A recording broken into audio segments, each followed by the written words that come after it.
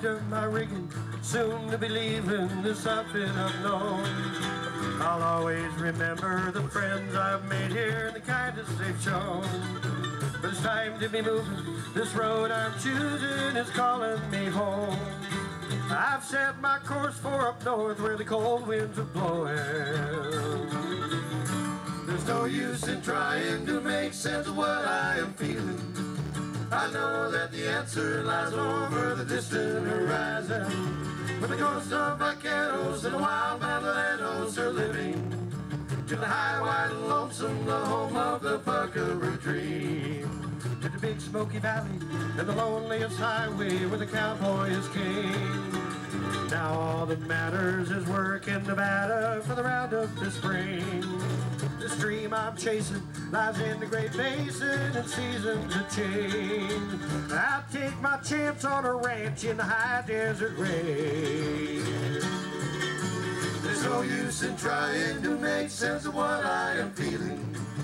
I know that the answer lies over the distant horizon, where the ghosts of vaqueros and wild bandoleros are living. To the high, wide, and lonesome, the home of the buckaroo dream. All right, Raul, let her out.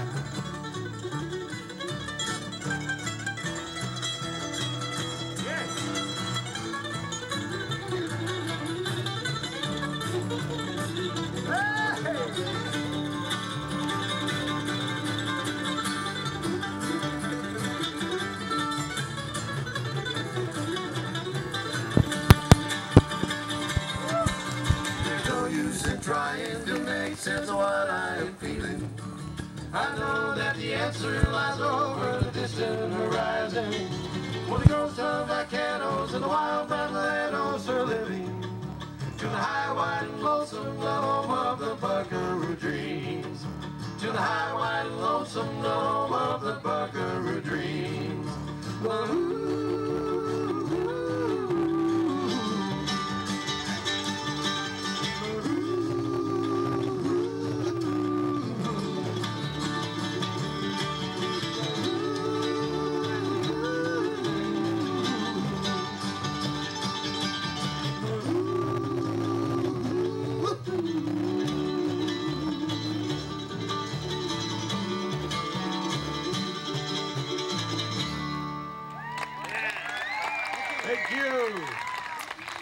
Welcome. Thank you so much.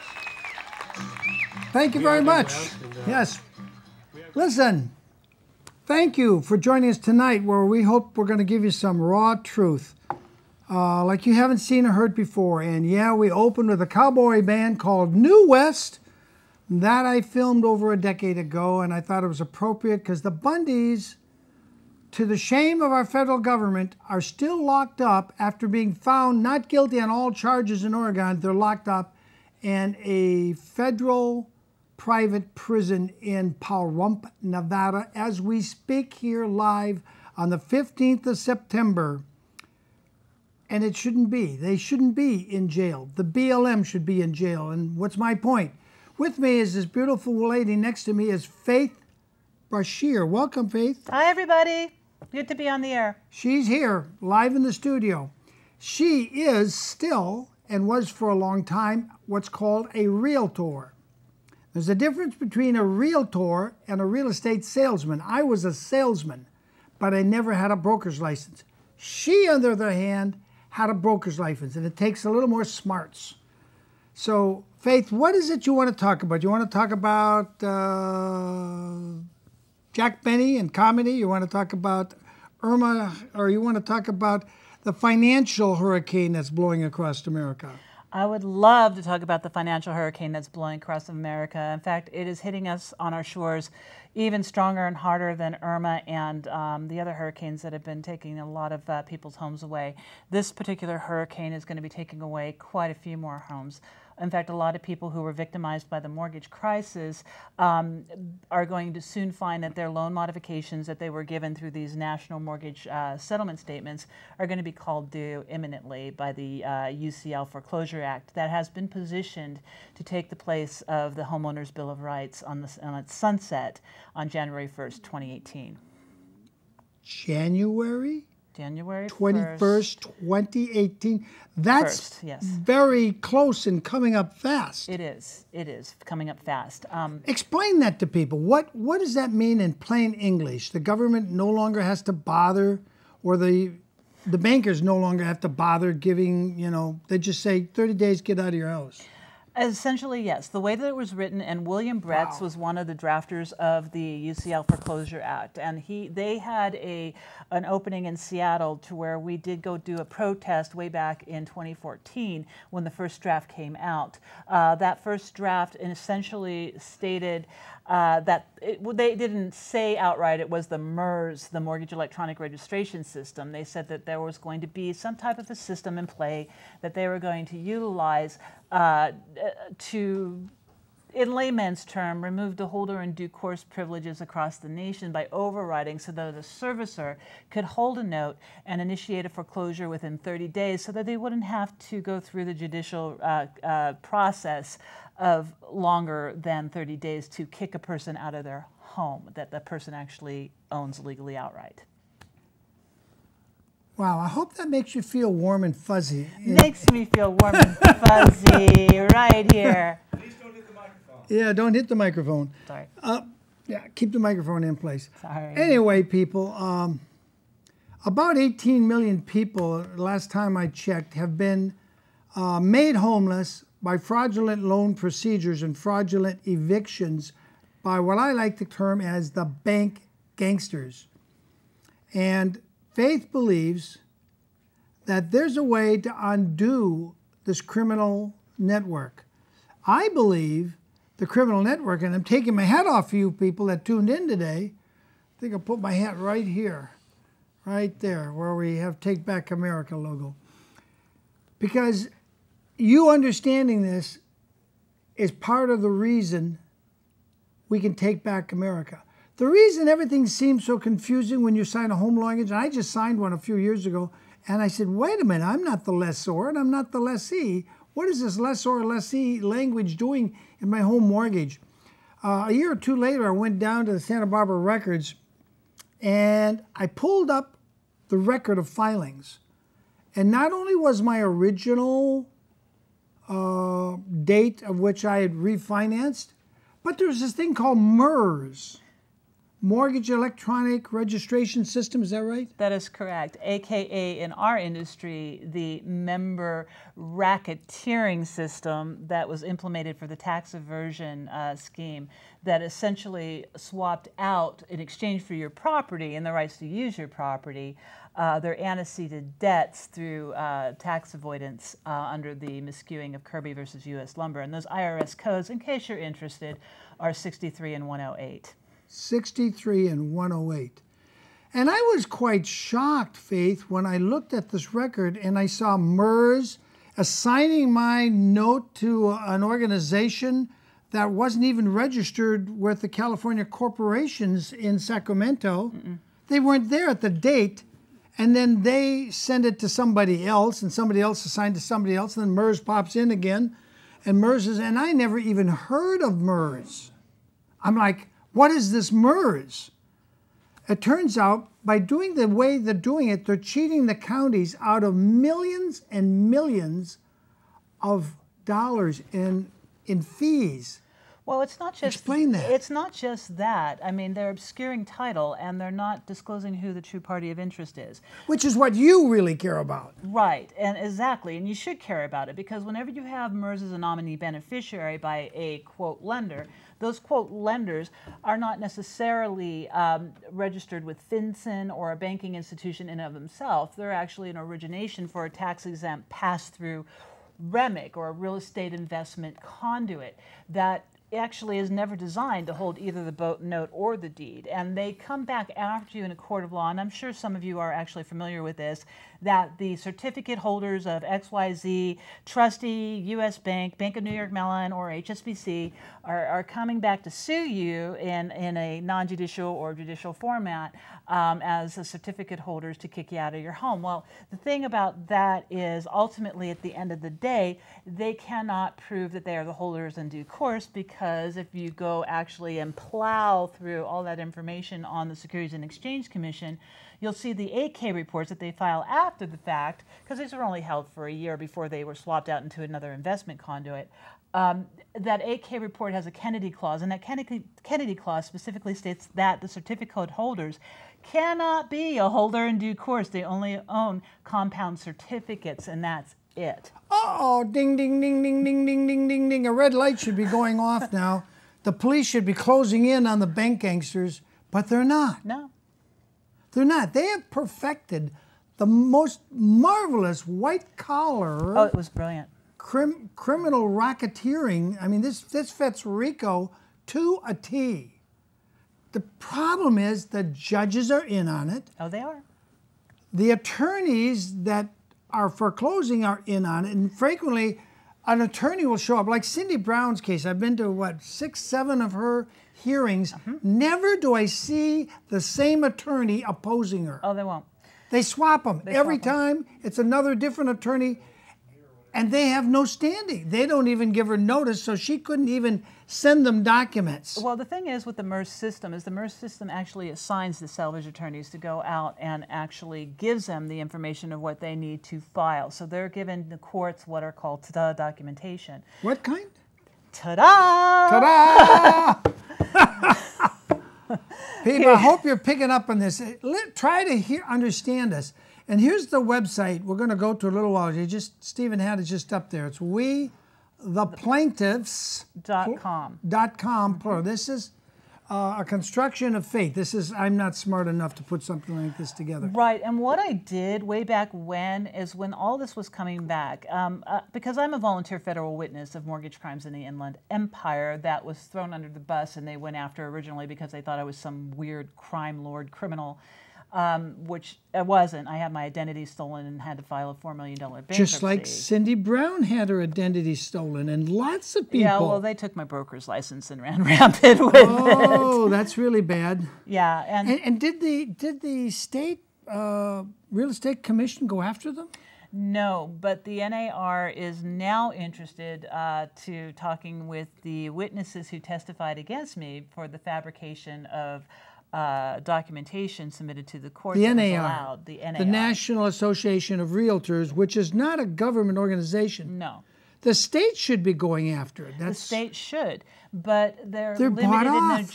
they're limited in their jurisdiction. I think they're bought off. Well, they can only do so much. With the National Association, because I'm a litigation liaison way back when for the National Association of Real Estate. And so they only have certain jurisdiction. They can go after a licensee if they're not doing something that's proper or within the code of ethics. So what they are doing instead, in this particular case, they're going after this Joe REO, or Joe Quinteros, who actually falsified documents or fabricated evidence, which is called spoilage of evidence, because he was using comps for an unlawful detainer, which is your renter court, by trying to state that an estate home that's never been a rental ever was a rental, and in fact it was a rental that rented out for $5,000, $4,500 a month, and we're going to take comps for a year and a half back and try to put this forward together and package it. And he did that, and he actually lied in front of the judge and said that he offered me cash to keys. Which judge did he lie in front of? That would be Irma Poole Ashby of the Superior Court. She was under Daniel Artello. He's the head justice who has the vested interest ownership in First Team Real Estate. And I'll get to that in a second because that's also on my website because they did that in exchange for the REO listing to which he took later on the property, and I wasn't allowed to review that at all on the evidence that was submitted. So that happened. Wow. Well, let's bring up her website so people can see what it looks like. Can we take a shot at her website and show them what they're going to see there? Yeah, and at the very beginning. Here's her website. And I put it up We there. the plaintiffs. Yeah, we were working on this all afternoon to make sure we got it up to you and complete and full. What you can see is connections to my Facebook page, which I've held an online peaceful protest that actually goes over in great detail the premeditation of the mortgage crash in the tax avoidance scheme thereof. And if you go to my website or on the Facebook, you can actually scroll back and see the things that I've been doing live. This particular live television show is just a result of that, and the website was an update to that. One of the things on the website, it's going to show you the actual draft from 2014 of the UCL Foreclosure Act, Procedures Act. And when you do read it, it is going to read like a demon's manual to you, because it's going to allow any servicer, no holder in due course, that's all out the window, because their intents are to overwrite the holder in due course provisions across this nation so that you are denied due process of law and you can be kicked out of your home within 30 days by being classified as a blight within the system. And a blight within the system is a non-performing asset, a legacy loan, or a modified loan under the National Foreclosure Acts. Now, you got to remember that these National Foreclosure Acts are to swap out through the back doors, and it's a little bit complicated, where the federal government is now claiming to be the original lender who lent you money on a 1099-A, but you never see those because you were paid $700, $800, whatever it was, on a forgiveness, and you're in the relief in order for them to take your $500, $600, or even in some cases $1 million, $2 million write-off off on the back end to swap out their antecedent debts or the 911 subsidies.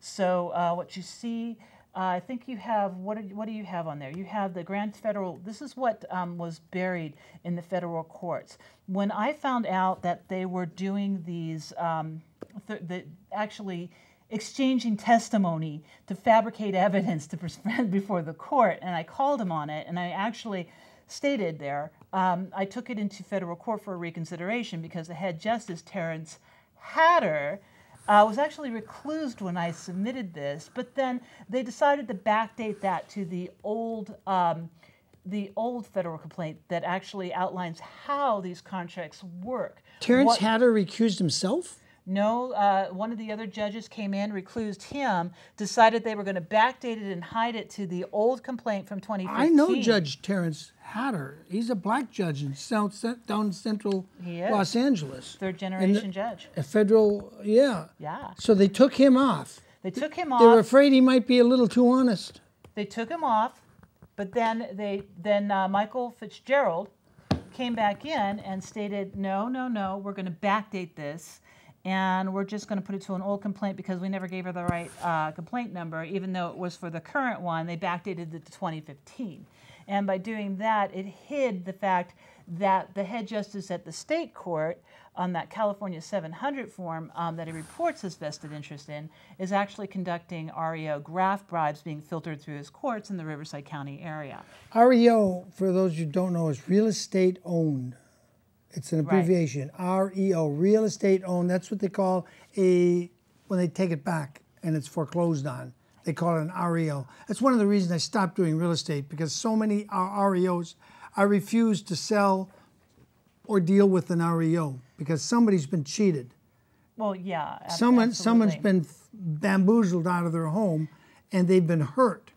And I don't want to make a commission off of somebody else's crime. And pain, yeah. And pain. So that's why I'm here blessing you with the television show. And thank you for watching. And I actually, on my website, actually give you the exact property addresses and transactions that were conducted between my witnesses who fabricated evidence against me. How far down do they have to scroll to get to it? Actually, not that far. If they go to the witness tampering, they're going to see an upside-down business card of the real estate agent, Jeff Allen Farr, and the second agent that the appraisal, who they're partners and co-listed. REO Joe? REO Joe. He actually calls himself, he actually had the balls to call himself REO Joe. Wow. Can you believe that? He's proud of it. And, oh boy, and he flaunts it. And you got a picture. He actually put his sign on your property. On my property, in exchange for the testimony. Well, And that's misprision of a felony, isn't it? That is felony. It is an absolute felony. You can't. It's called spoilage of evidence. We need a sheriff in Riverside County. Oh no. That'll make an arrest. We need a prosecutor that'll prosecute. We would love to have that, except for the sheriff is the one who handed me while this was under federal investigation. So he's an accessory. As an accessory. To the crime. To the crime. So you're going to need a private attorney general backed up with the militia like the Bundys did.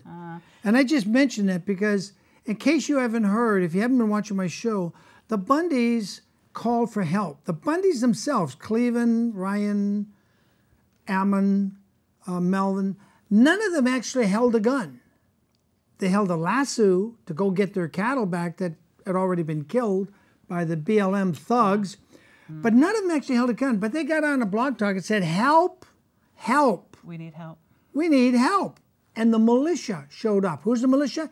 Every able-bodied person over 18 that has a rifle and is willing to use it to protect your constitutional right. That's the militia. 14 of them showed up and faced down 200 heavily flak-jacketed, helmeted thugs from the BLM's private little army. 200 backed off. Do you have the footage of what they did? We do, and we'll play some of that later, not just yet. Okay.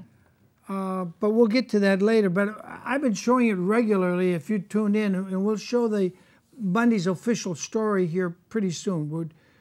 Right now, I want you to see what she's got. If you've got the ability to watch television and go to your computer and look this on the second to the if you left. go under the NAR, what I've given to the National Association of Realtors, NAR, witness tampering. And scroll down there. Scroll down, you'll actually see the property addresses that were conducted between these two witnesses as partners listed on the MLS, and the head justice's real estate company, First Team Real Estate, filtered through his vested interest.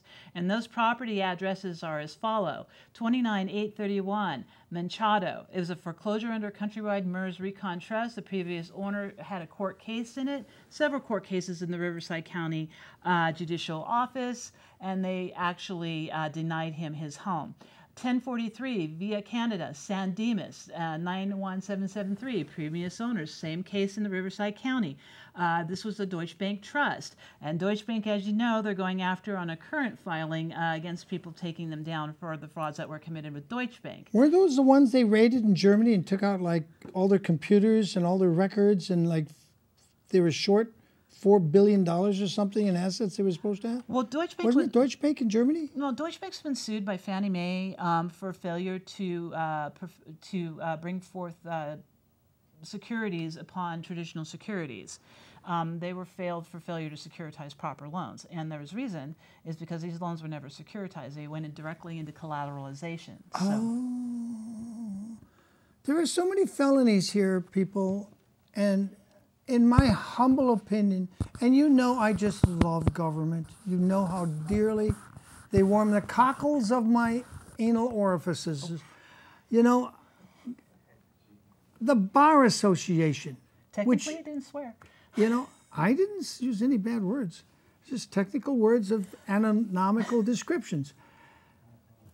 These Bar Association criminals that are good members in standing of stealing your homes, these are the same type of people that the original 13th Amendment, which I've shown you before over and over, I don't know if Stephen can find that, but it was passed in 1812, over 200 years ago, to ban these attorneys at law. And there was a good reason for it. And I'm going to give it to you right now in a shot glass. The same type of banking, same families, the Rothschilds, you know, and all their hangers-on that feed around the feeding trough of the Rothschilds swindle syndicate called banks, called the Federal Reserve Bank. These people, before there was a Federal Reserve Bank in 1913, way before, a century before, they were making commercial loans for a year or two and say, don't worry, we'll give you 2 years. And then they would collapse them before the 2 years and say, we want to be paid. We want to be paid everything. You got 30 days to pay us. 30 days. If you don't, we take your shipping lines or we take your whatever product you developed.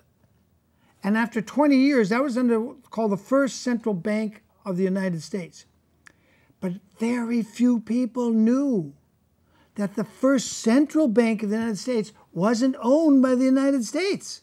It was owned by the Rothschild-type creatures, the corporate creatures that had said, we got money, we'll lend it to you. And then they would collapse the loan and take it in. And what did Faith say earlier? They're changing the law come January of 2018 to within 30 days, they can collapse your loan and just kick you out of your house. Bye-bye. Yeah, bye, you're gone. Bye-bye. 30 days. No court process. They're not going to bother with it. Too many people like Cindy Brown and Faith are figuring it out and fighting them. And Cindy Brown, after 12 years, is still in her house. That's why they changed the law. Who did it? The Bar Association attorneys who dominate Congress, who dominate the state legislatures, dominate the courts. The original 13th Amendment was intended to keep these guys out of government. It's very short. It's one paragraph. You won't find it in any of your current editions of the Constitution and amendments because they stopped publishing it in 1868, even though it had never been unratified. It was ratified and never repealed. So it's still the law, but they don't want you to know it. That's why I bought 4 books, which I've shown you on other shows, and had them right here, opened them up, and showed you. It reads very simple. If anyone shall accept, take any emolument, gift, payment from any king, prince, or foreign power, that's the Bar Association, they shall be incapable of holding any office of profit or honor in the United States or any of the states. Bingo. So as soon as they join the bar, which is a foreign power because it's international, and you can have a bar license in California and immediately go to Norway, hang up your shingle, and they will give you reciprocity. Boom, you got a bar license there. That's a foreign power. That's a mafia. That's a legal mafia, people. Yeah, it's on steroids. It's a foreign power. And Daniel Dizak, which, he went crazy here a couple months ago on my show. I ought to let you hear Daniel Dizak. Are we ready to slip Daniel to people right now? He's calling everybody from Chief Justice George of the California Supreme Court to the current one, whose name is Tanny, I think, and all the judges down the line are criminals. I'm not saying this. This is a former bar card holder named Daniel Dizak. Let's roll that just for a few minutes. Yeah, you guys are going to love this. If you didn't see this, you need to see this. Go ahead, Daniel. Practicing attorney who was illegally disbarred, and several federal judges have taken, in my opinion, bribes from Charles Schwab or his entities and done other illegal actions, including not filing documents through the clerk's office, not only the Ninth Circuit, but in other federal courts. So Senator Feinstein will be a very nice letter, personally signed by her, what looks like her fountain pen, on April 27th, 2017, and she said that because of the separation of powers, she couldn't do anything because at that juncture, because some of it was in litigation. Well, under the U.S. Constitution, a senator, she's the senior member of the House Judiciary Committee, I think, other than Senator Grassley. She has powers to look into the conduct of federal judges. So I have several federal judges under impeachment investigation, and I've sent several copies of letters to Dianne Feinstein. When she wrote me this letter, I'd had sent in an impeachment letter against the Chief Judge of the Ninth Circuit, Sidney R. Thomas, out of Billings, Montana, and also former Chief Judge Kaczynski. And what Judge Kaczynski did in a matter involving me called Dizak versus George et al., he willfully took bribes, in my opinion, from the Fortune 500 financier Charles Schwab, I'm sure you're familiar with Schwab, talk to Chuck, and also other judges, such as Kim McLean Wardlaw. So I would really appreciate if I could meet with her, or she could come when she's in California next time. William's based out of Santa Maria. I'm sure he'd be willing to come to San Francisco, her home base, and meet with Mr. Wagener and I and discuss the gravity of several federal judges in legal matters involving me in the Ninth Circuit and other courts taking bribes, such as Judge Kaczynski, who was recently featured on 60 Minutes with Leslie Stahl. This is really serious, and that's why we're on this live show, and I really very much appreciate and respect Dianne Feinstein for writing me back, but I think she's got to do more for me. And I've also alerted President... I appreciate your comment. I'm sorry. we actually don't allow anything to be recorded on the phone. So this is Well, this is media. This is a live television show, and I calling, and I will be sure to pass along. Can we give you William's telephone number so she can call him back? I mean, I can pass along the comment. Yes. Let me give you a phone number, and have her call me back. She can call me back at 805-928-1100. Great. All right. Well, I'll be happy to pass that along. And remember, I did tell you we're on a live television show when we started this conversation, and I always do my. You probably know you cannot record. You can if I inform you. I appreciate you calling, and I will be happy. Actually, under Washington law, I think that you can record, but be this matter, this is a live show. She hung up. Thank you very much. Well, we're not we're doing it on open air. It's a media event. It's not. And you did inform her up front that we were on live air, so you didn't do anything illegal in my opinion. So we're not getting very far. She's not going to put us through to Dianne Feinstein. Well. And there you have the United States Code. There's you can see the date on that. It's like 1825, and in this 1825 official archive of a state, I can't read the state there, but maybe it says Portland, Maine. Yeah, Maine. I think it only been a state for 2 or 3 years. They broke off from Massachusetts. So we want to go to the next page, next shot, Stephen, where you can see there it is, the original 13th Amendment you have never ever been told about. Nobody will tell you about this, and attorneys will deny it. And here it is. I just showed you the archive. I paid a handsome price to have the actual physical proof of these books, and you can read it. It says, very easy, if any citizen of the United States accepts, claims, receives,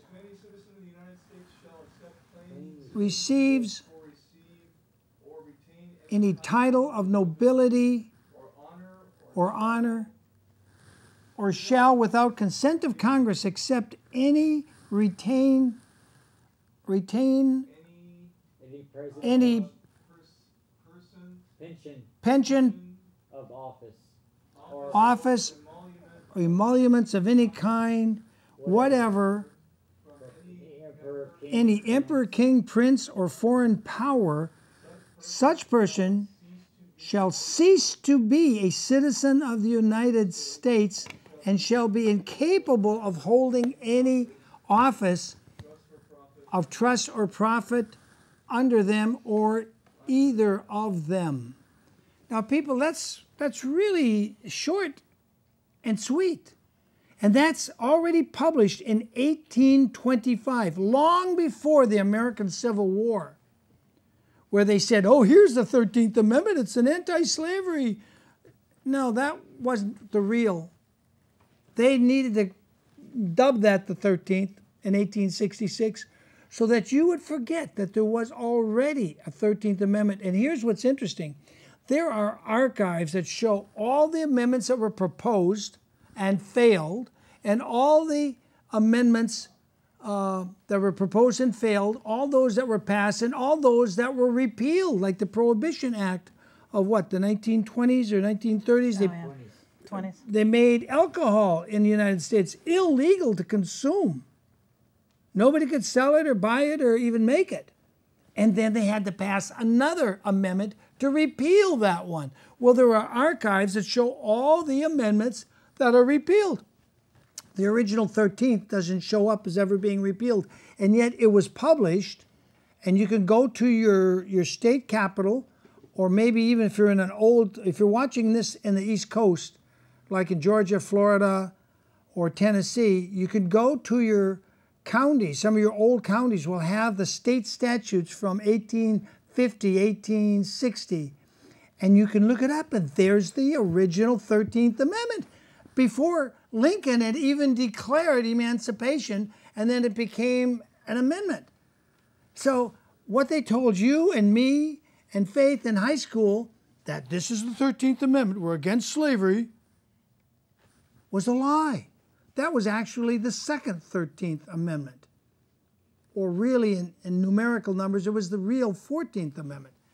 You've been lied to day in and day out, and what I'm telling you and what Faith is trying to tell you, these mortgage things that you thought was a mortgage aren't. They're not. They're 12-month reverse purchase and sale leaseback commercial deeds of conveyance. Commercial deeds of conveyance. And remember what I said back in the 1790s and the early 1800s? Under the first United States Bank, they would make these commercial loans and they would collapse them and grab your property because you couldn't pay it off. You were waiting for the 2 years, or you were hoping they would renew it for another 2 years. They didn't renew it. They grabbed it and took it back. You couldn't, so they took your property. That's what they're doing. And you've all been bamboozled. And remember when, what's his name? That little liar, that cowardly guy that didn't even show up for his National Guard service. President George W. Bush. As he was going out of office, he authorized the Secretary or Undersecretary of the Treasury to make whatever deal with the bank gangsters he could make. He said, just keep the thing floating till Obama's in and I'm out. And then they made a deal with Obama and he kept floating. We were supposed to get bailed out.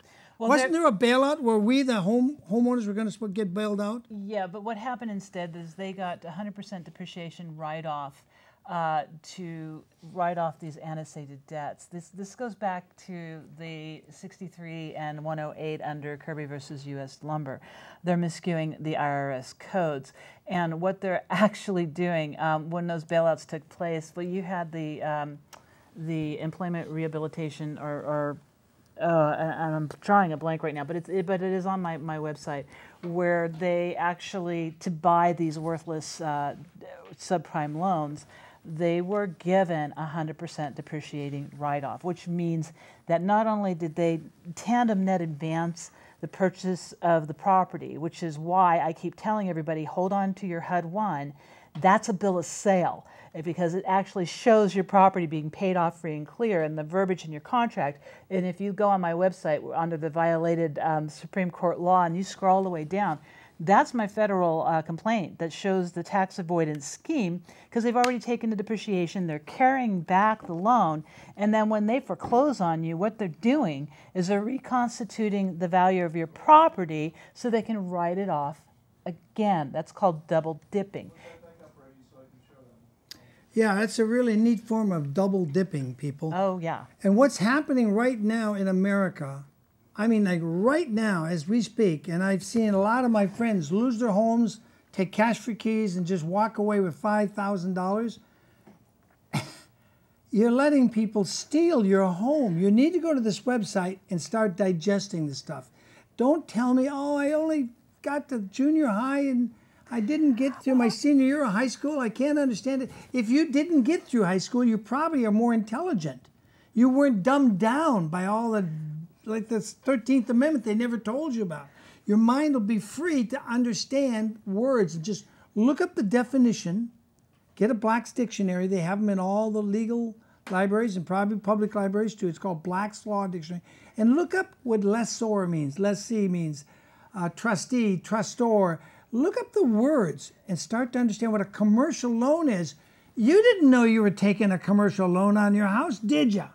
Well, that's funny. I actually use the Black Law Dictionary quite a bit in the complaint, and I did write that as a written complaint. And I know some of you know what I mean when I say that as the form of a written complaint and just a file complaint.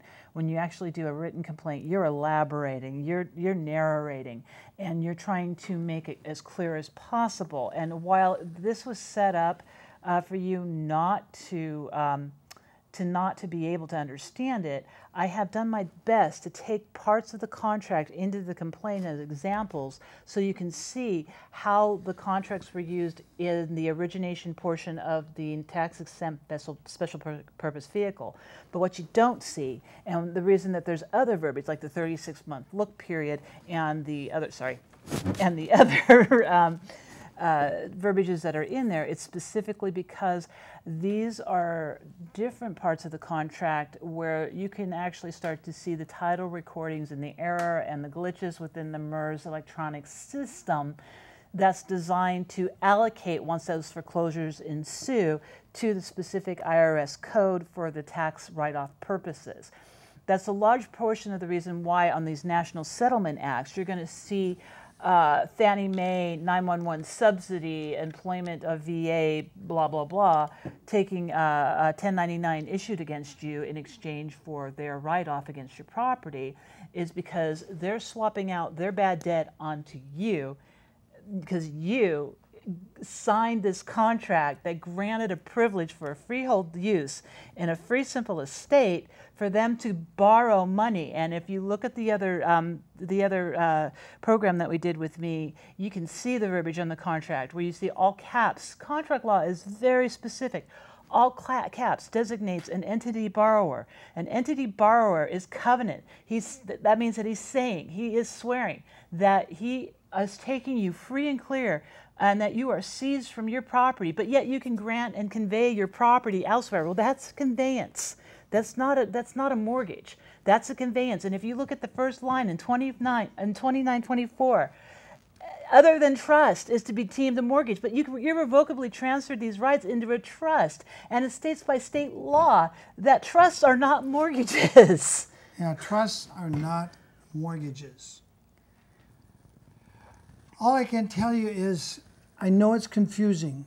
And if you're saying, well, I don't have a problem, I'm not in foreclosure, I'm not worried about this, I'm going to go watch some other show on another network right now, you might be making the mistake you will bite your own foot for after January of next year. There has been an ongoing system with these bank gangsters. I don't get into name calling of what religion they are or what family group, I just lump them as bank gangsters. It's stealing, it's the bank stealing you and reducing you to a debt slave and then saying, oh, debt slave, you don't even have the right to live in your own home. I'm taking it, you don't have a place to live. They've done this since America got independence. And the first mistake was the first central bank of the United States.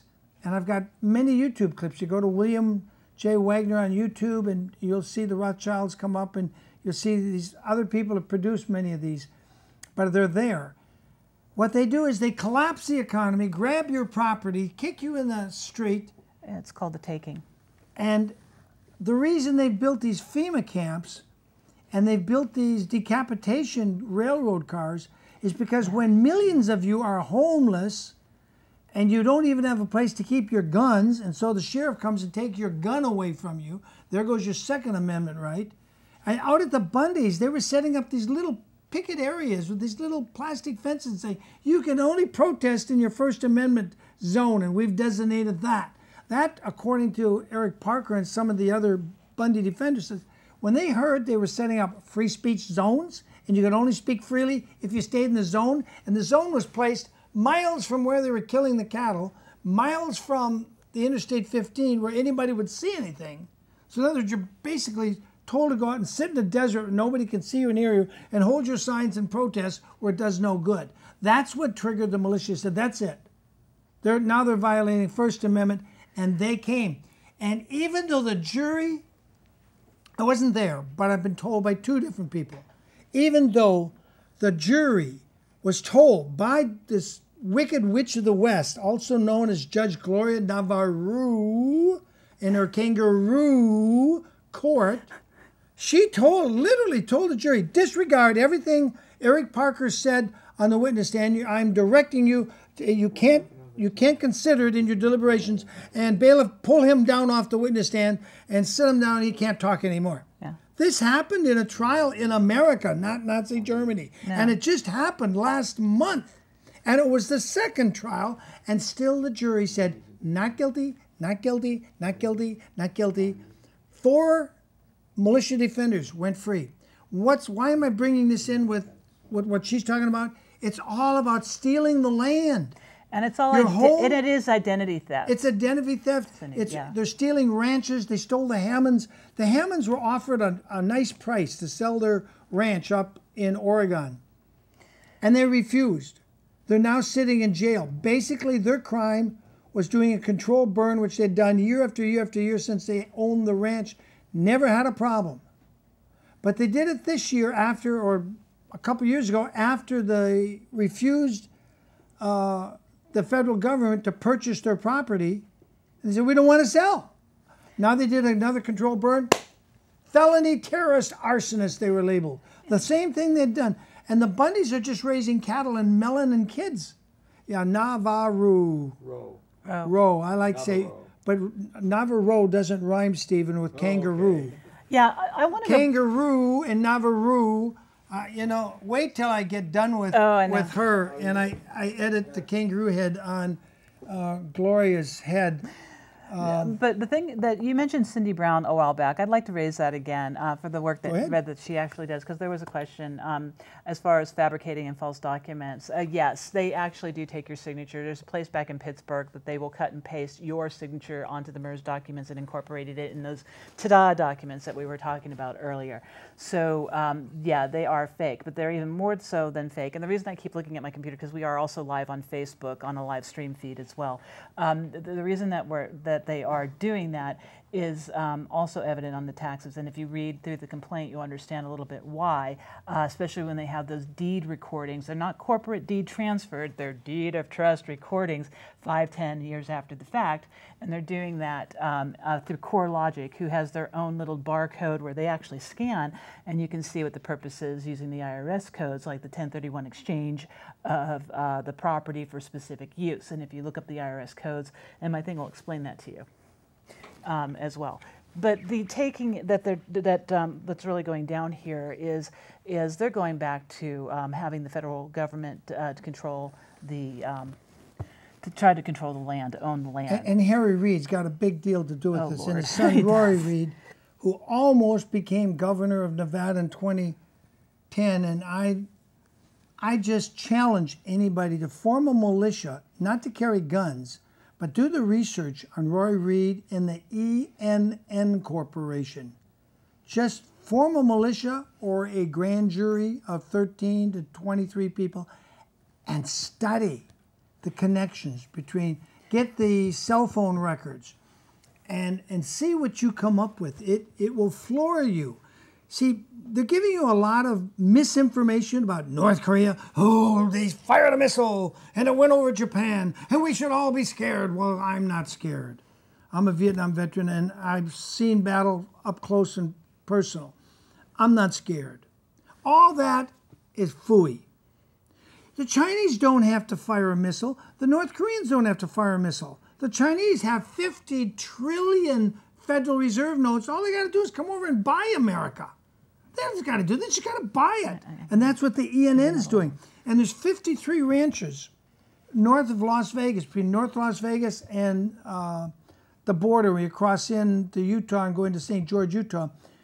There's 53 ranches. 52 have caved in to federal regulation put on them under the auspices of this evil Senator Harry Reid, who says, oh, I'm for the working guy and the poor guy. You know what? He's putting all these ranchers out of business, all their employees, all their cowpokes out of business. But the Bundys wouldn't give in. And we owe a great deal of applause and credit to the Bundys. We really do. God bless you. You know, and they're sitting in jail now 18 months after one jury already found them not guilty. How could they do that? They said, we got this evidence, this evidence, this evidence. The jury said, we don't care. We're doing, they didn't say jury nullification because judges just cringe if you say jury nullification. So don't say the word. You just say, I know you've got this law, but we feel the law is wrong. And so we're going to find them not guilty because the law is wrong. This is a scene with government helicopters. You need to see this, guys. And all brand new white SUVs for the BLM that they pulled in right there. You see them? 200 guys in 100 and some vehicles to kill cattle. I mean, their crime was raising cattle for you to have steak and hamburgers. This was their crime. This is nuts what they're doing to Bundys. Gloria Navarro needs to be indicted by a special grand jury. She needs to be put in jail. This woman, this piece of corporate no swearing nastiness she needs to be in jail. She hates the Constitution. She won't follow it. She won't follow the rules of decorum for judges in a court. She's broken at least 6 laws just in the second trial, and I didn't even look at anything in the first trial where the jury found Eric Parker, they found Mr. Loveleen, Mr. Drexler, and Mr. Stewart, all not guilty. But 2 other guys, Delamus and somebody else, ended up going to jail. What was their crime? Shouldering a gun and showing up and just saying, we're here for your Bundys. If they shoot, we'll shoot back, or something like that. And they went off. One of them he's 50-some years old. He's got sentenced to 50-some years in prison. I think Gloria Navarro from her kangaroo court, she needs to serve, that woman right there. She needs to serve those 56 years in prison without any possibility of early release. That woman, I mean, she looks like she's in her 30s there. She's a little older than when that picture was taken, but she hates the Constitution. She said, the Constitution does not apply in my courtroom. Really? Just like the judge, she would, Judge Irma, she Just would like not your take, judge. would not take her own oath of office. Because these are admiralties courts. Denounced it in a court of law. What is that they sign when they take an oath of office and uphold the Constitution? That's just a piece of paper that gets them in the office and snows you. You know, a guy named Michael Warkin was on my show like 7-8 years ago, and he kept making this point. We don't have the correct ratio of representation. He was so right, but most people didn't understand what he was saying.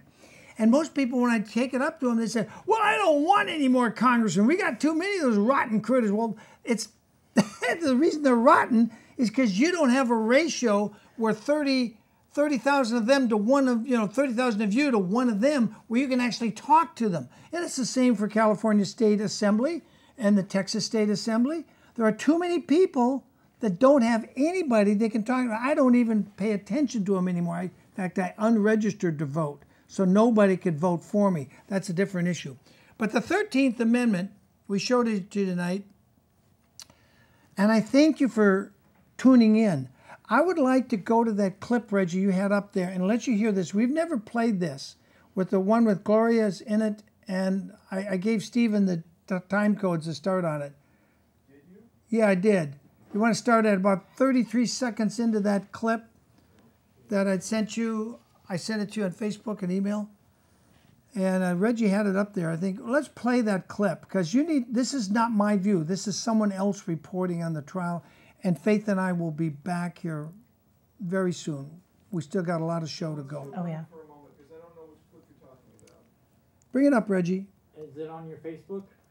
Yeah, it's on the Facebook. I'd send it up. You might have to scroll down a little bit to find it. You had it up there on the screen for a while. Okay, so while they're doing that, I'm going to answer this really quick question. When they were selling off these mortgage-backed certificates, the certificates that were attached to the manipulated LIBOR LIBOR, and what they would do with those after they would do these remix and pool these loans is they would batch them out and they would swap them out into other investments under the ISDA fixed. Well, the ISDA fixed index, and they would run it through a place called actually Treasure Island. That's the value of your world's currency. That's the index that controls that value.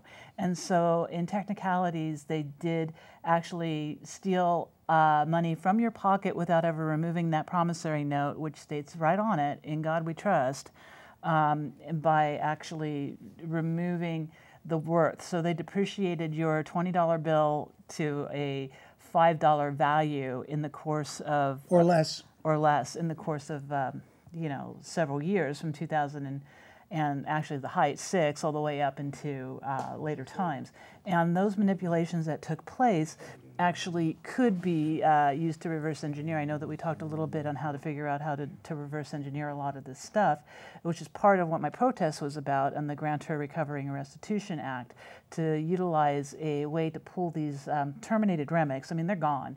They're absolutely gone. Define a REMIC, because most people won't understand that term. Sure. It's a real estate real estate investment mortgage conduit. It's actually just a tax-exempt special purpose vehicle underneath a pass-through trust. A grantor trust, or a mortgage pass-through grantor trust, has a series of 3 different tax-exempt special purpose vehicles. They're called in REMIC 1, REMIC 2, and REMIC 3 respectively. REMIC 1 is what they use to pool the funds in. REMIC 2 is typically where they pool the asset, where they depreciate your asset on a purchase, sale, leaseback, or they pretend to own the property as intellectual property in their system. And the third is where they pay out the dividends to the investors. So none of these are specifically designed to hold both the deed and the trust. They're straight into the collateralization process, which is why Deutsche Bank was sued for failure to securitize under traditional security methods. But the way they did it, in the deflation of the value of the funds, you actually could utilize, in theory, the 16th Amendment and the diminutive of loss principles by pulling them all back into a bankruptcy under a 303 to force them into restructure, even though they've been terminated, which in turn can be reverse swapped out to take these treasury notes that are traded against our deficit and could actually reduce the deficit, if done properly and legally and correctly, about 2/3, literally. Wow. So there are different ways to do it, and that's one of the things that I created in that foundation that I did, and that was part of the amicus curiae that I actually offered at the state level and said, look, let me write this up, let me show you the codes in the IRS that you can actually go into to make what you're trying to do and all these depreciation backdoor buddy swaps that are actually, you know, swapping out your bad debt onto the American people, which, by the way, guys, that's called inverse condemnation, and that is against the law. A different format to where you could actually do it legitimately, legally, through a novation to a different platform. And yeah, we figured it out. But you guys, by kicking us out of our homes and forcing us to the street and sending out these thugs to beat the living crap out of me, and I wish they would show my pictures of what I looked like after that assault. Because my service dog, I have to retire him now too. If all of those who know me know that my dog, Indiana, was with me at every trial. When did they beat the crap out of you? Was that in the court? No, I was actually threatened in the court. Very heated conversations with the opposing counsel, Some of the bruises. who was accusing me of. But where did it take place, the beating? At the house, prior to. At your home? After the sheriff issued me that 5-day notice to get out. We were just saying, the sheriff did this? The sheriff did that, even though he had no business to do that because of the federal issues that were going on. And this goes back to Cindy Brown, where There's your dog that can't take it anymore. No, he's limping permanently. So that's a service dog. That's an ADA violation. The ADA, you wanted to know how they violated my rights? Well, they refused me to come in on a court call on a motion to vacate that had a preposition in there to write an amicus curiae with an idea that could actually stop these malicious and prosecutions and these graft bribes. It would stop it entirely, and it wouldn't hurt CalPERS. It would actually replenish CalPERS and be able to create a different. Well, I'm not going to go into it, but there's a lot of things that could have been done, and you guys blew it. You chose to beat the living crap out of me, and you chose to force us out of our home, and then you tote the sheriff in after the fact, Joe, REO. So we need a new sheriff in your county. Oh, boy, do we. And they're actually sending out the coroner to serve these as well. They're sending out the coroners to serve? The sheriff's coroners to serve it, because a person can't complain. They have to have the coroner to serve the sheriff. And if they're sending out the coroner. Yeah, I get it. Yeah. Most people don't understand what you mean. One of the few people that can arrest a sheriff is the coroner. Yeah. In Wisconsin, where I come from, the sheriff is one elected separate office. The coroner is also a separate elected office. They're not the same. In California, the office is actually called sheriff/coroner. They put them in one. But still, even in California, the coroner, the head coroner, is the only person that can arrest a sheriff, because they're usually the one that, hey, these are all sheriff bullets in the back of the victim here. Obviously, and they could say, well, the sheriff was lying. I'm going to get a warrant. I'm going to go arrest the sheriff. But it never happens. I can't find, maybe Michael Warren can, if I gave him $10, could research it and find when the last time, not happening for $10, maybe you'd find out the last time a coroner in this state of California actually arrested a sheriff. But I'm sure it was over 100 years ago, if ever. It just ain't happened. And this is why I think people we're going to get to the point where there's going to be no choice. You're going to have to form the militia like the Bundys did. Well, actually, the Bundys didn't even form. They just called for the militia. Yeah, but know the risk. Can we show them that risk? Show Yeah. them the shooting. Show them what they did. Let's show this video. Reggie's got it ready to roll, right? And this is what's really scary, because this is what's coming, guys. And I hate to say it, but it is. So I'm giving you a head start so you can be prepared. Can we get that video? Yes. Roll that. And Navarro made a mockery of the judicial system today. The first Bunkerville trial is underway in Las Vegas, Nevada. The prosecution has had over 5 weeks to present their case. Now that the defense is ready to put on their case, Judge Gloria Navarro has shut them down. Out of the entire witness list, there is one witness, other than the defendants, that she will allow to testify. Garrett Frenner was a witness to the slaughter of the Bundy cattle. However, Judge Navarro will not allow him to testify to those events. The prosecutors and the FBI spent a couple of hours harassing this man, threatening him with prosecution if he dared to testify. She has made it clear that he can only testify to which of the defendants he saw with guns. Every witness that the defense tried to proffer today was questioned by the judge. She stressed to each one of them that she was ready to have them removed from the courtroom in handcuffs if she thinks they are committing perjury. Judge Navarro then backed up the prosecution when they threatened witnesses by naming them as unindicted co-conspirators. Navarro allowed this bullying and took part in it herself. After the intimidation of their witness, the defense believes he has been compromised and stated they are unsure of calling him as a witness. This made Eric Parker so distraught and upset that they have no witnesses for their defense that he broke down and cried in the courtroom. This, of course, made his wife and supporters cry as well. Judge Navarro showed no sympathy. Reports are that she actually laughed out loud at their distress. The prosecutors also laughed and joked at the defense. She continued to reiterate that they have no rights as defendants. Navarro also stated in the courtroom that no one is guaranteed their First Amendment rights or their Second Amendment rights. Additionally, she told everyone that there is never a time when anyone is allowed to defend themselves against a law enforcement officer, even if they caught them breaking into their home. If he even sees a gun near them, they are guilty of assaulting him. The defense had plans to call numerous witnesses, including Carol Bundy, Shauna Cox, Michelle Fiore and more. Judge Navarro refused to allow them to testify because she feels their testimony might risk her jury to nullify. Jury nullification is her worst fear. She continues to tell the defense that she will not allow them to put on any defense that might sway her jury to nullify. This includes any information of why these men came to Bunkerville, the abuses of the BLM agents, and more. Judge Navarro was quoted as saying, "The risk of jury nullification, for the jurors to hear about different defense witnesses, that can't happen." Navarro mentioned this at least 3 times during the day. When the defense team attempted to object, she shut them down again, saying, "Don't bother to object," as she intended to side with the prosecution each time. And she carried through with this threat, not allowing the defense any leeway at all. Dan Love was the special agent in charge of the operation in Bunkerville, and his testimony was the main evidence in front of the grand jury. However, because he is under investigation for abuses, Judge Navarro has ruled his testimony is irrelevant and will not allow him to be called to testify.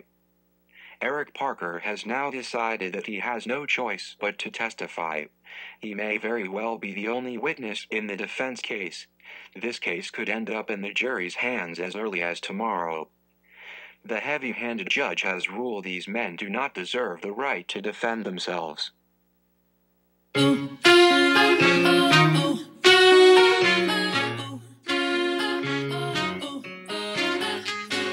Keep drinking coffee, stare me down across the table while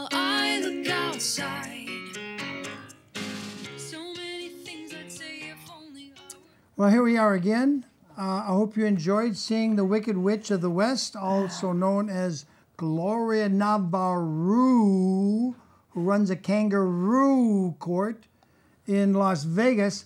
You know, she got appointed on Christmas Eve on recommendation of that arch criminal, Senator Harry Reid, senior senator at the time from, and right up until current times, of Nevada.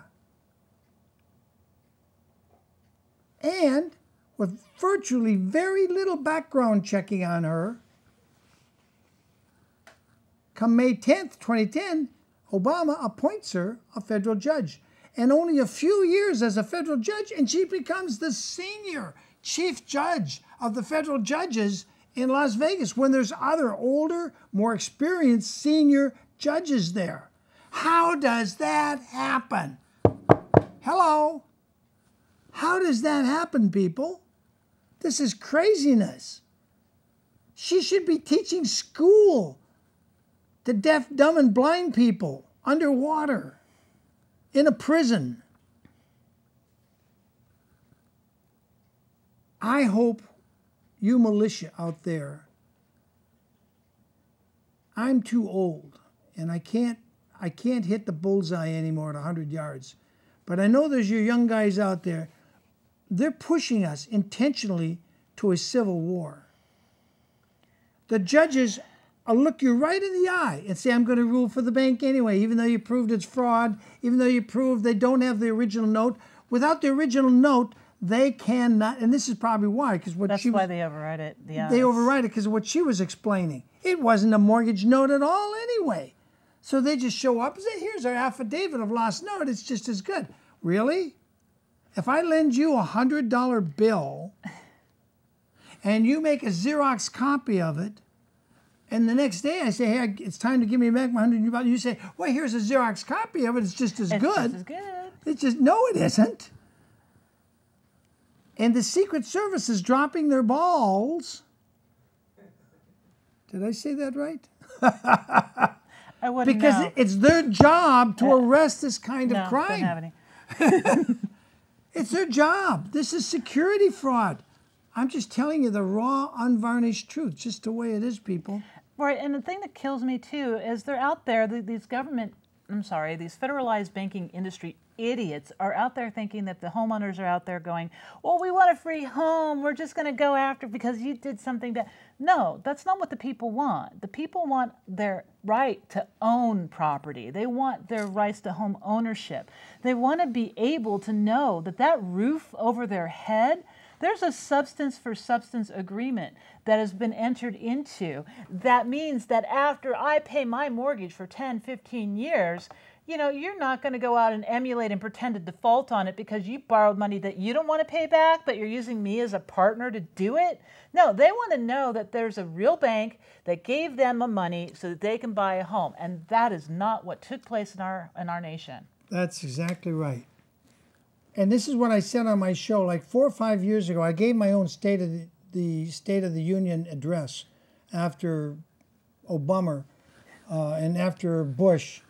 And I basically said they have so convoluted the deeds, robbed the counties of filing fees through MERS. MERS, everybody running MERS should be in prison as well because they set the system up to defraud. Oh, and if you look into the internal system, they absolutely transcribe between each other that they're fully aware that they're committing the frauds.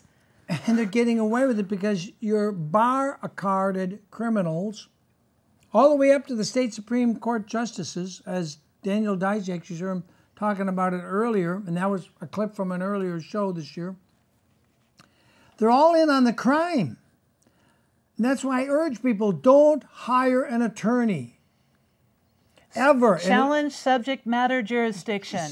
Challenge a subject on my matter. website, read it. Go to her website, which the is... The answers to the question, they're on there. Just challenge it. There's majority action affidavit that they have to have when they bring forth a trustee. They never have it, and this is under 2924 at sequence. You need to know what these laws are. WeThePeople.com. We the plaintiffs.com. Go there and read her what she's got. Because if you're You know a neighbor that's a neighbor that's in trouble. Have them go there and read it. There is help available. You've got to understand how they're tricking you. Right, and the complaint at the federal level was never meant to And be a complaint. The sheriffs aren't smart enough. It was meant to be an explanation documentation of what was transpiring. Now, the motion to vacate that went in there to correct it on the first amended answers to the complaint, that absolutely challenged subject matter jurisdiction. It actually pulled them to the table and said, okay, where's your authority? Where's your Dunning report? Where's the protocol that you're supposed to follow in order to go to a judicial review? And if you actually look at the benchmark for unlawful detainers, you can read in that benchmark that they are violating the law because they're depriving you of your due process rights. And I've had my rights violated. You guys, you're going to jail. I'm a federal witness. You tampered with, I'm sorry, but and the federals aren't coming to bail you out. They're trying to. No. They're just letting you get beat up. They're letting me get beat up. So being a federal witness isn't really a great deal either. There's nobody in the government system you can trust, which means it's going to come back to we the people form our own grand juries under that great case by Scalia in 92, 504 U.S. 36. Please read it. I don't think it's on her website, but read it. Just Google 504 U.S. 36. It's U.S. versus Defrauded Nations. It might be on Williams. Anyway, we're going to go and let you see the official Bundy trailer, or at least part of it, so you'll understand what's happening. They shot him in cold blood with no defense. Well, that was Finnegum. That was up in Oregon. Was Finnegum, and we need to get a show on Finnegum and explain to you how the feds committed the first murder in this civil war. Because it is a war. It is a war. It's not just an information war. It's a real bloody war, and they killed the first victim. And they will kill you. And they will kill you if they get the chance. The attempted is not. There's Finnegum right there. Is working for a federal agency of the executive branch, the BLM, Forest Service, or Fish and Wildlife. Government employment tallies at 58% of Harney County income. This percent does not include those on government assistance. That's Ammon Bundy. Together, approximately 70% of Harney County residents depend on the government for their living. This is The Norton. remaining minority, the producers, are choking from forceful regulation and live in fear of retaliation if they speak out. Those that do speak out against the federal agencies, like the Hammond, are targeted, demonized, their lands are taken, they are prosecuted and thrown in prison. What has happened to us, the Hammonds, and the people of Harney County is a type and a shadow of what is happening to our entire country. We must stop federal agencies of the executive branch from taking over and controlling the producing class. Federal agents have shown they are willing to destroy entire state and county economies and That's put the American Finnegum there people with in his hands prison up and the to cowboy hat. protect, increase, and justify their gain and control. It is rapidly coming down to federal agencies gaining control or the American working class. And these federal agencies of the executive branch have been building up heavy military forces to make sure their projects of ambition are not limited. Look at what they put us in jail for: conspiracy to impede a federal officer's duties. Or in other words, resisting them from doing what they want to do. Federal agencies have conspired for years in impeding the jobs and taking the income of the American working class, diminishing states, counties, and destroying more incomes and livelihoods than any other people in the history of this country. When someone finally stands up and says no more, when that person says to federal agencies, your duties are unlawfully destroying our livelihoods and destroying our states, our counties, our future, and our children's future, when this message becomes loud enough that people take notice, federal mercenaries hired by agencies of the executive branch move in, shoot and arrest the messengers, and drive fear into anyone that might stand up. Federal agencies of the executive branch are willing to kill and destroy families to protect their ambitions to get gain. Just ask the Finnegum family or the 26 Bundy children with their fathers locked up, if I speak the truth. No moral principle, tradition, heritage, livelihood, or way of life, or life itself appears to be more important than their ambitions to get gain. Produce nothing, take everything. Modern day robbers. In my 40 years, I have seen a stomach full of my hardworking neighbors lose their homes, incomes, heritage, and freedoms at the hands of these wool-covered predators. Often I ask myself, what is to be done? What are we to do? How can we allow this to continue? Do people care about what is happening to our country? Seeing directly what federal agencies did to the Hammonds and to the citizens of Harney County, experiencing firsthand at the Bundy Ranch how federal agencies are willing to kill everyday American men and women to keep themselves in power. If the Lord did not protect so many people to come and show up at the Bundy Ranch, I am certain that federal agents would have taken our lives. Something had to be done. How could we pass these gross and growing deteriorations of rights and liberties over to our children? What would be left by the time they are raising their children? Feeling a providential urge, a love for my neighbors, and a great concern for my country, I used the public connections made during the Bundy Ranch to inform everyone I could about the abuses to the Hammond family and how adverse federal agencies have taken over and destroyed the economy in Harney County. Many, including myself, began to petition the county and state representatives to do their duty and protect the liberties and pursuit of happiness of the people in the county. All of this fell on deaf ears. The elected representatives did not even respond to one of our emails. We know they received thousands.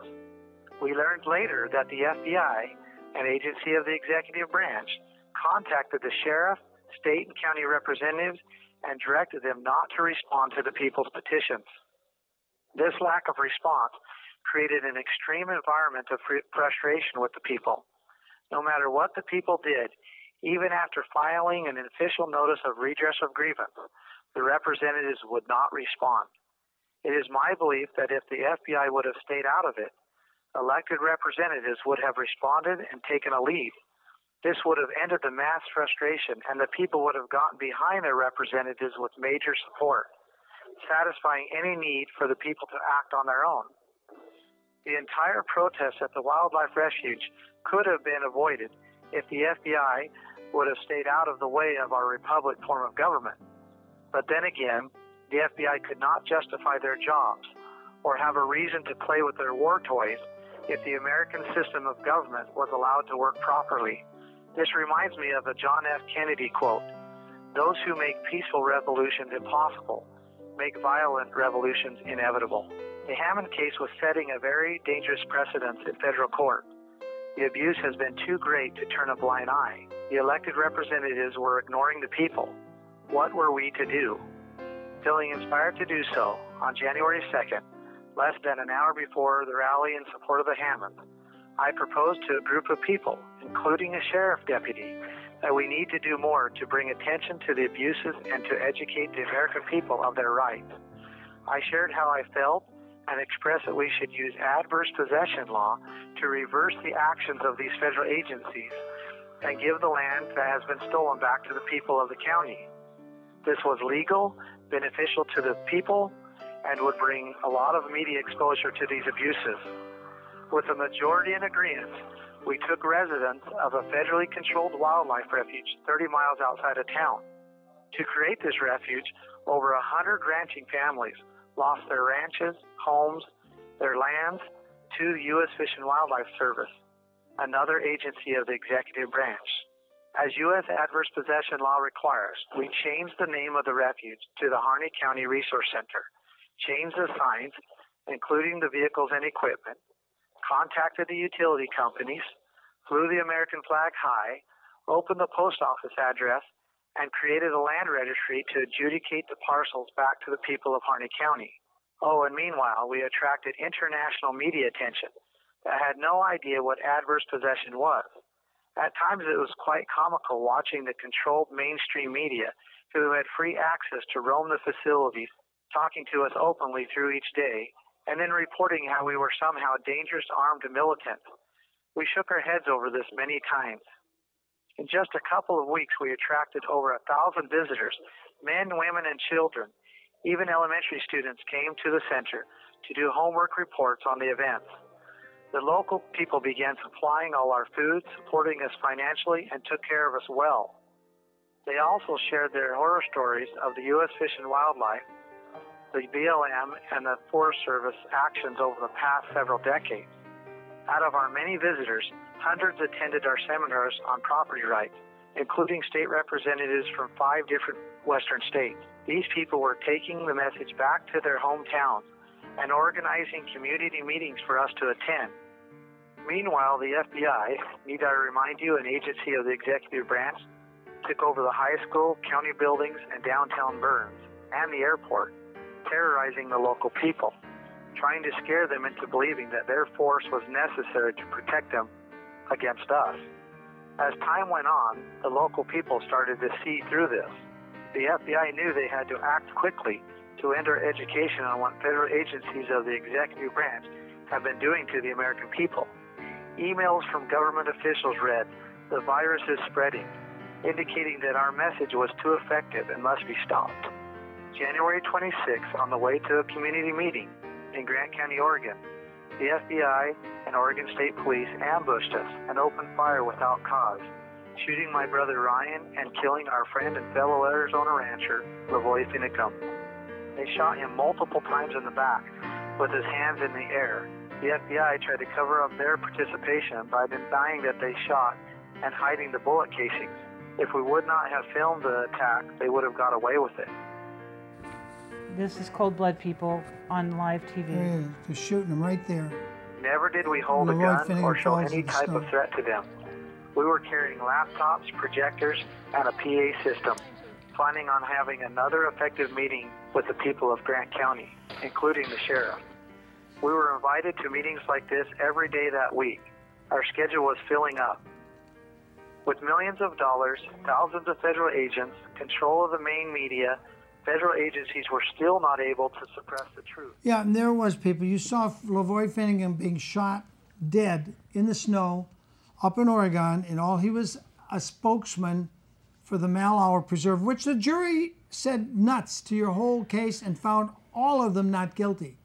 The Bundys, however, were not released, and they were transferred to Nevada and are waiting for a trial, 18 months locked up.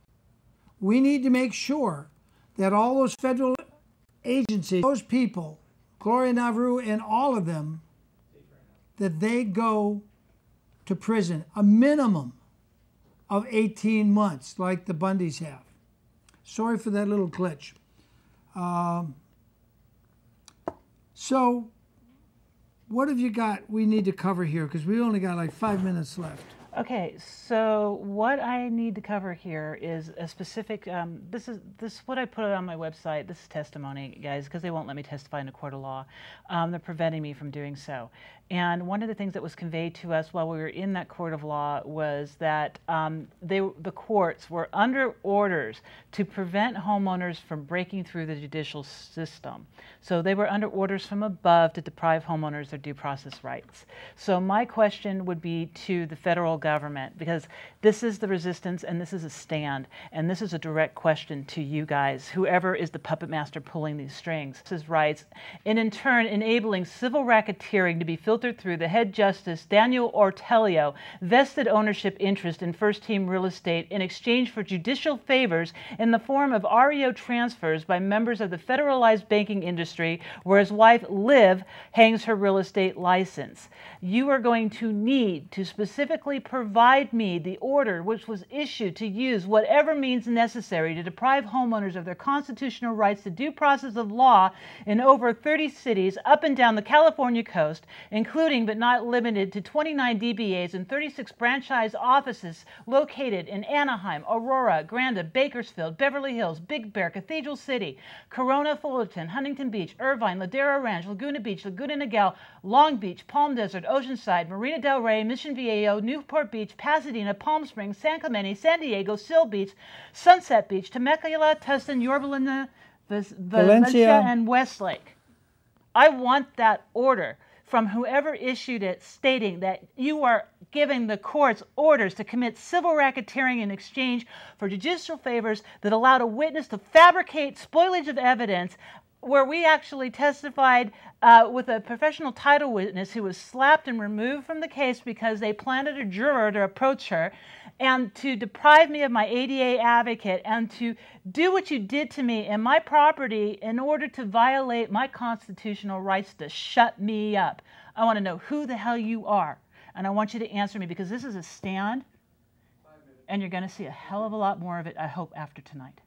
That was in the court, and we have footage of her attorney, a young attorney named Patricia something, and she dropped out of the case after that. And before that, she was like, tough, I'm going to do this for you, Faith, I'm right in there for you. And then I'm gone, I'm out of here, bye. That's why I think we're going to end up with a civil war. Either the sheriffs stand with the people and stop evicting people with this fraudulent commercial paperwork, or there's going to be a civil war. The Bundys was just like the first rally. Nobody got killed. But the militia showed up and made 200 federal agents back down. That's why it's significant. Then the Bundy sons, Ammon and Ryan, went up to help the Hammonds, who are sitting in prison for doing a controlled burn that they'd done every year for dozens of years, until the year they refused to sell their ranch to the feds. And then they said, we're arresting you as arsonist terrorists. And what's really screwy, and we could bring up the footage at another show, is then the BLM went and did a controlled burn and burned barns, homes, ranches, fences, and nobody was even charged. That's not equal application of the law. This is becoming a Nazi police state. And if you can't see that yet, if you didn't notice it when they were stealing people's children that then disappear and get killed in foster care, this is becoming a Nazi land.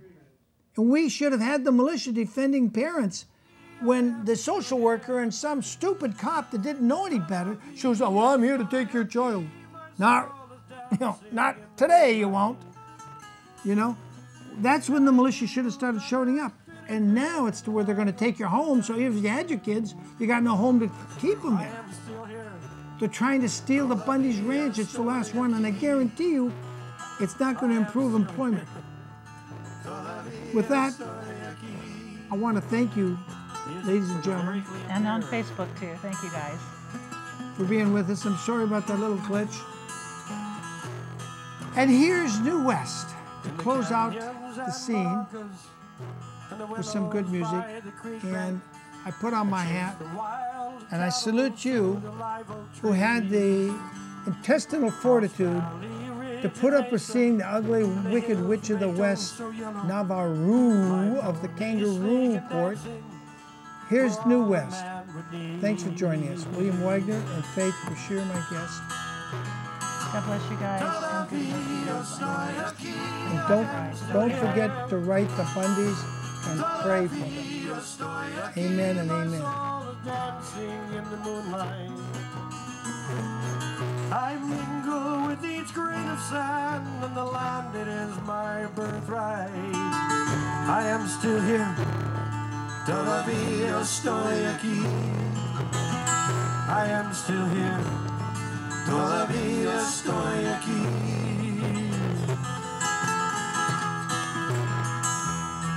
In the fog of early morning, or the misty haze of twilight, beyond the sagging ruins of these adobe walls, you may see me in the dust that shimmers in the half-light, or hear me in the whisper of the grass so green and tall. Todavía estoy aquí, I am still here. Todavía estoy aquí, my soul is dancing in the moonlight.